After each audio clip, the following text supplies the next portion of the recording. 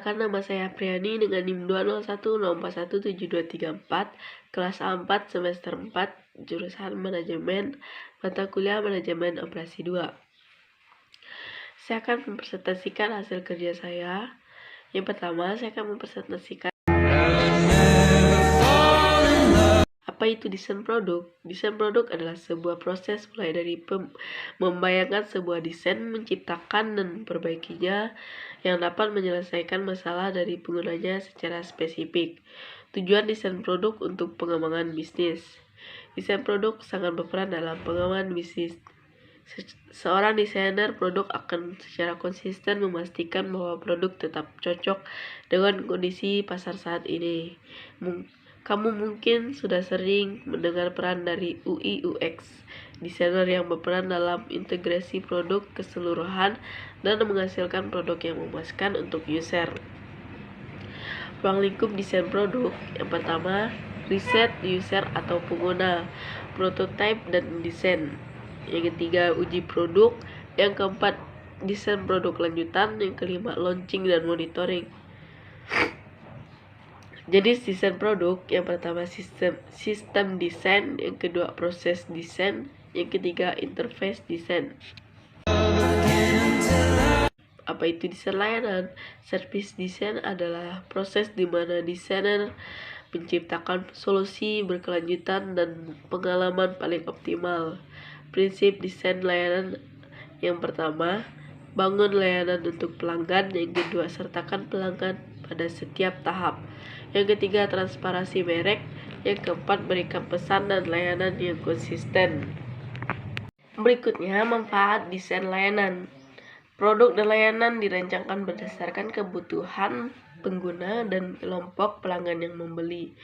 Kerjasama yang lebih erat antar departemen, pengalaman pelanggan yang lebih positif, menerapkan hal-hal dengan bijaksana sambil memberikan nilai kepada pelanggan, memperkuat orientasi pelanggan.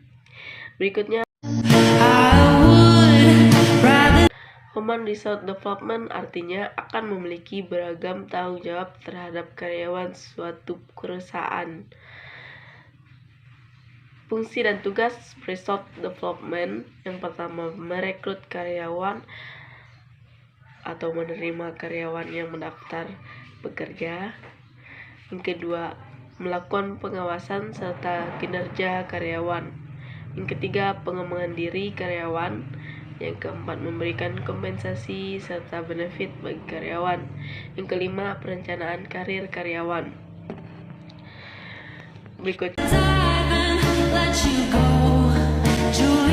apa itu decision making model atau pengambilan keputusan? Jika dijelaskan secara sederhana, pengambilan keputusan adalah keputusan yang diambil oleh manusia untuk menentukan pilihan atau tindakan terbaik. Cara meningkatkan skill pengambilan keputusan. Tinggalkan ego dan emosi.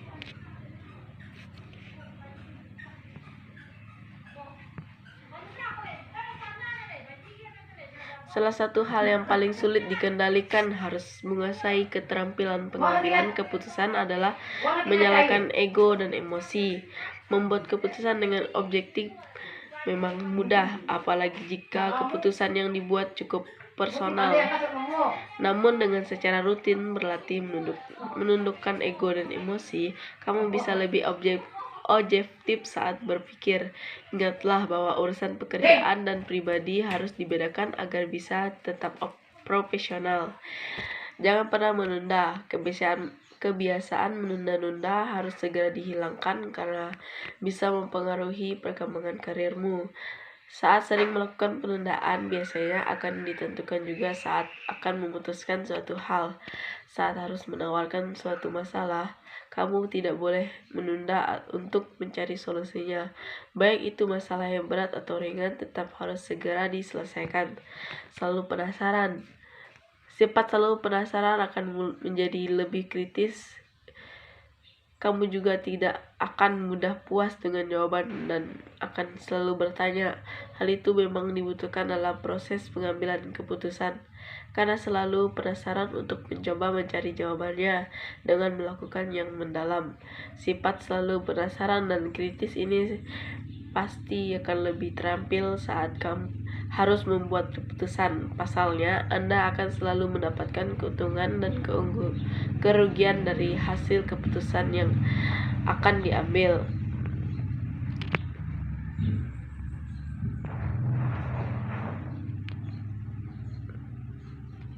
Manfaat pengambilan keputusan keterampilan. Yang pertama, memberikan lebih banyak informasi mengenai keputusan yang diambil, meningkatkan partisipasi dari pekerja, memberikan lebih banyak alternatif untuk pilihan yang lebih baik, meningkatkan tingkat penerimaan dan komitmen bekerja, meningkatkan kualitas keputusan yang diambil, hemat waktu dan memanfaatkan sumber daya dengan lebih baik, mempertimbangkan etika profesional meningkat drastis. Pengembangan etika profesional meningkat drastis.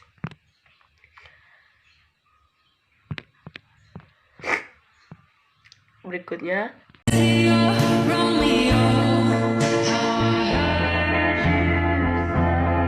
apa itu project management atau manajemen proyek? Manajemen proyek adalah metode perencanaan dan pengolahan sumber daya yang dapat digunakan perusahaan untuk menyelesaikan sebuah proyek. Aspek yang perlu diperhatikan: integrasi, ruang lingkup proyek, waktu, biaya, kualitas pengadaan, sumber daya manusia, komunikasi, manajemen risiko, pemangku kepentingan manajemen.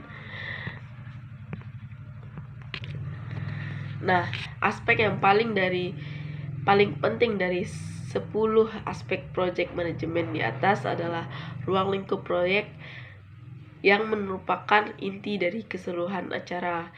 Jika ada perubahan dari ruang lingkup proyek, biaya, waktu, dan aspek lainnya juga akan ikut berubah. Manajemen risiko juga sangat penting karena perusahaan tetap harus memikirkan aspek bisnis seperti laba atau investasi dari proyek yang dijalankan. Tahapan dalam manajemen proyek: permulaan atau inisiasi, perencanaan atau planning, pelaksanaan atau executing, pengawasan atau pengendalian dan pengawasan, penutupan atau penutup.